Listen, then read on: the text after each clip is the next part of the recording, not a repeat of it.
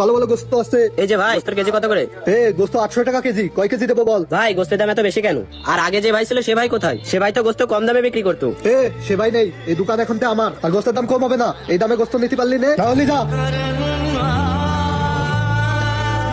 আচ্ছা ভাই, গোস্ত আমার লাগবে না, আর আপনার দোকানেও আমি কোনোদিন আসবো না। আশা লাগবে না তো, যা। ইনার ব্যবহার খুব খারাপ।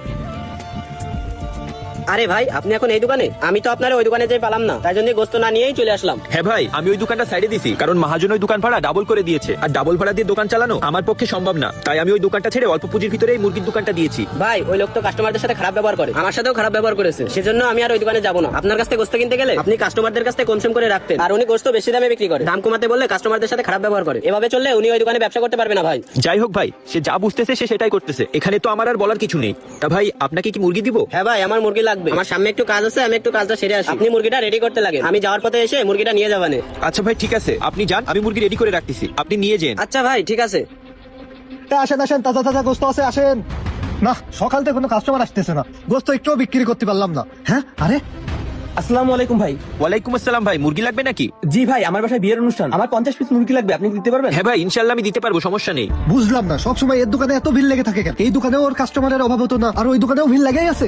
তা ভাই, মুরগির দাম কত করে রাখবেন? ভাই, ব্রয়লার মুরগির দাম 180 টাকা কেজি, আর সোনালী মুরগির দাম 280 টাকা কেজি। আপনি বিয়ে বাড়ির জন্য নেবেন তো আপনার জন্য সোনালী মুরগিটাই ভালো হবে। আচ্ছা ভাই, তাহলে আমাকে সোনালী মুরগি দেন। আচ্ছা ভাই ঠিক আছে, এই নেন, অ্যাডভান্সের টাকাটা রাখেন। আলহামদুলিল্লাহ। ভাই তাহলে আমি মুরগি রেডি করতেছি, আপনি দাঁড়ান। হ্যাঁ, আপনি রেডি করেন, আমি কাজ সেরে আসি। আচ্ছা ভাই ঠিক আছে। দেখ তারিখা, কপালটাই খারাপ। হৃদয়ে শোন, দাঁড়া দাঁড়া, নিচে নাম, তোর সাথে কথা আছে আমার। কেন, কি হয়েছে ভাই বলেন? একটা কথা সত্যি করে বল দেন, তুই কাস্টমারদের কি জাদু করেছিস? সব কাস্টমার তোর কাছে যায় কেন? তোর জন্য তো এ বাজারে ব্যবসাই করতে পারতেছি না। মহাজন নিয়ে ডবল টাকার লোভ দেখায় তোর কাছে দোকানটা কেড়ে নিলাম, তারপরেও তোর কাছে এত কাস্টমার যায় কেন? ভাই, আপনি তাহলে কামাল ভাইরে ডবল টাকা লোভ দেখায় আমার দোকানটা কেড়ে নিছেন? হ্যাঁ, আমি নিছি, কিন্তু এখন তো মনে হচ্ছে তোর বাজারের থেকে খাতাতে হবে, নাইলে তো আমি ব্যবসা করতে পারবো না। ভাই, অন্যের উপর হিংসা করলি কখনোই আপনি উন্নতি করতে পারবেন না। আর আপনি আমার ক্ষতি করার জন্য আমার দোকানটা বেশি টাকা দিয়ে নিয়ে নিছেন, কিন্তু দেখেন আপনি ওই দোকানে ব্যবসা করতে পারতেছেন না। আর আমি ছোট একটা মুরগির দোকান দিয়েও আলহামদুলিল্লাহ আল্লাহর রহমতে ওইখানেও ভালো ব্যবসা হচ্ছে। আমাকে এই বাজার থেকে তাড়ালি আল্লাহর রহমত যদি আমার উপর থাকে, আমি যে কোনো জায়গায় গিয়ে ব্যবসা করে খাতে পারবো। ভাই, কাস্টমারের সাথে ভালো ব্যবহার আর অভিজ্ঞতা নিয়ে সততার সাথে ব্যবসা করাই ব্যবসায় উন্নতির মূলধন। একটা কথা মনে রাখবেন, রিজিকের মালিক আল্লাহ। আপনি চাইলেই আমার রিজিক নষ্ট করতে পারবেন না। আপনি আমার রিজিক নষ্ট করতে গিয়ে নিজেই নিজের ক্ষতি করে ফেলেছেন।